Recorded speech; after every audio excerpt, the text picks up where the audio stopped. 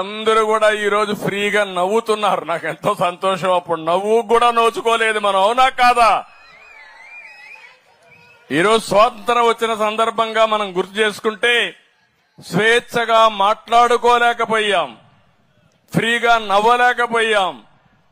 ఆ వ్యక్తిని చూస్తే నవ్వితే కొడతారు, ఏడిస్తే మళ్ళా కొడతారు, కేసులు పెడతారు. ఇంట్లో నుంచి బయట రావాలంటే ఇంట్లో హౌస్ అరెస్టులు చేస్తారు. ఆయన వచ్చుంటే ఇవన్నీ చెట్లు కొట్టేసేవాడు. నేనేమన్నా చెట్లు కొట్టానా అని మిమ్మల్ని అడుగుతున్నా. పరదాలు కట్టుకొని వచ్చేవాడు. పరదాలు కట్టానా నేను అడుగుతున్నా. ఎక్కడ అతిగా చేయొద్దని చాలా స్పష్టంగా చెప్పి నేను ఒకటే చెప్పాను, సింపుల్ గవర్నెన్స్ ఉండాలి, ఎఫెక్టివ్ గా ఉండాలి. నేను కూడా మీలో ఒకటిగా తిరగతా, తిరిగి మీ సమస్యలు అర్థం చేసుకుంటా.